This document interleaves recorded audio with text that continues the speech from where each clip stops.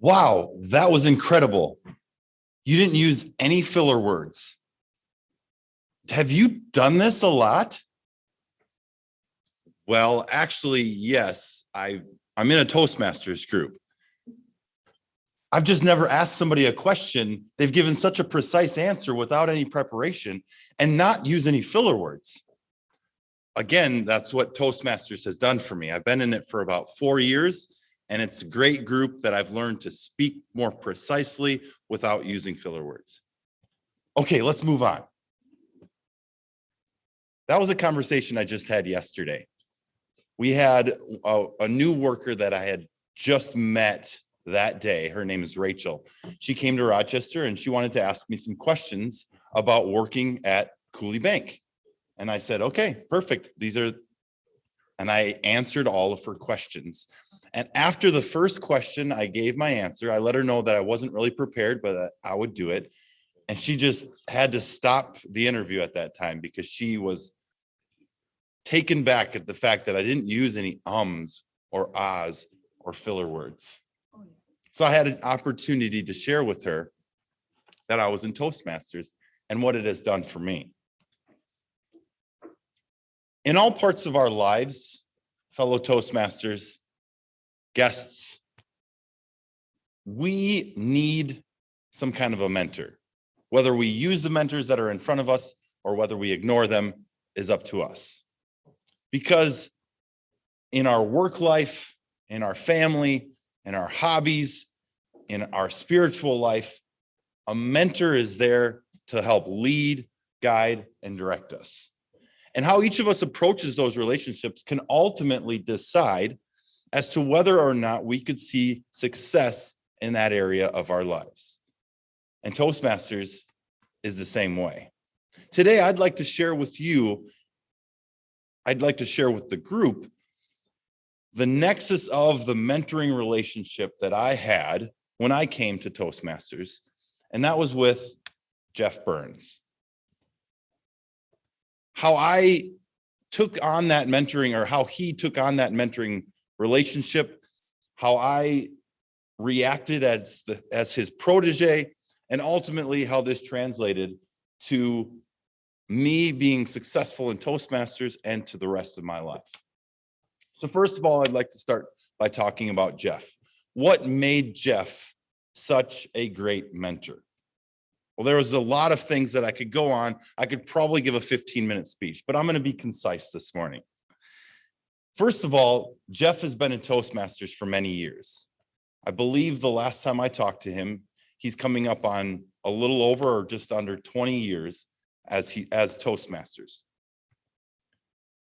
Jeff tried many things when he jumped into Toastmasters. He did competitions, he read a lot of books, and through all those things, he learned what the proper things to do while giving a speech.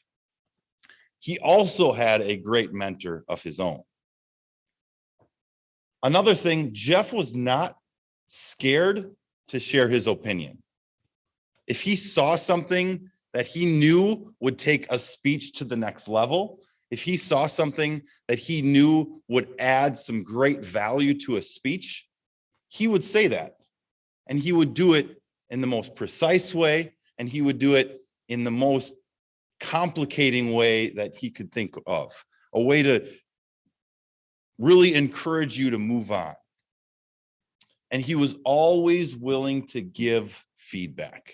Whether I was giving a speech, whether I was giving an evaluation, whether I was filling an counter role, a general evaluator, he was willing to give me some kind of feedback as to, that was great. I really like the fact that you did this. Here's something to think about for next time.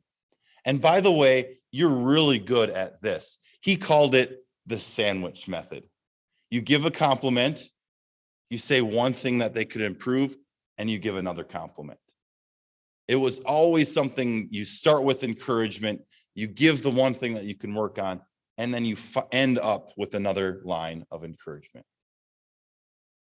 But the mentoring relationship doesn't work by just somebody who's very good at mentoring. You also have to have a protege who's willing to listen. And that was what I decided to do the minute that I joined this mentoring relationship with Jeff.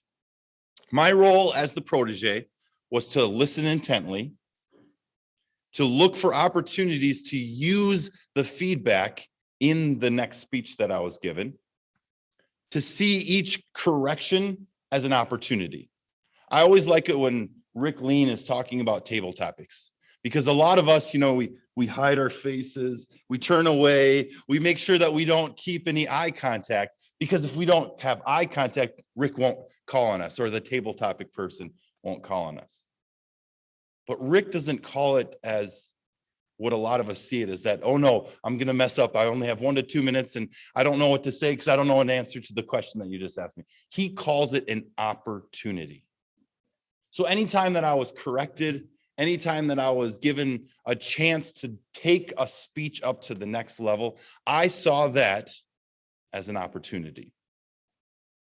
We are to take the challenges when they are available. That was something that I learned from Jeff as well.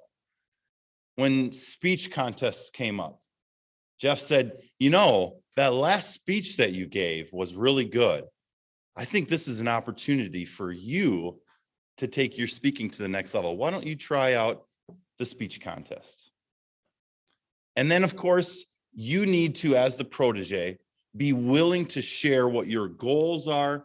You need to seek advice when you're looking for it, and make sure that you're doing it at appropriate times.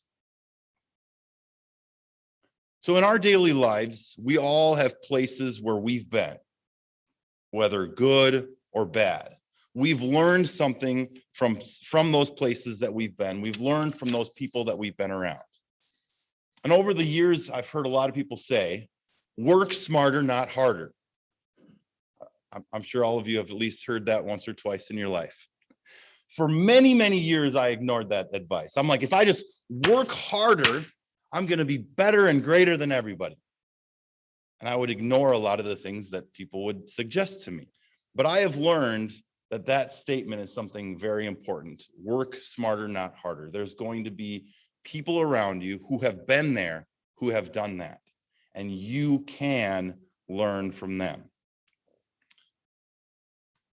The last thing that I want to share about Jeff and his and I relationship was the most valuable thing that he taught me.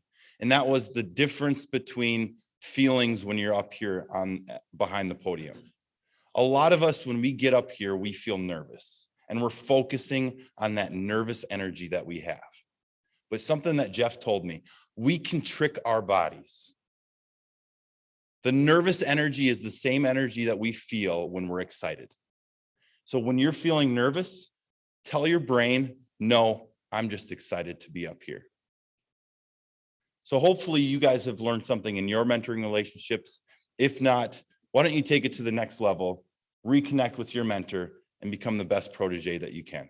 Back to you, Madam Toastmaster.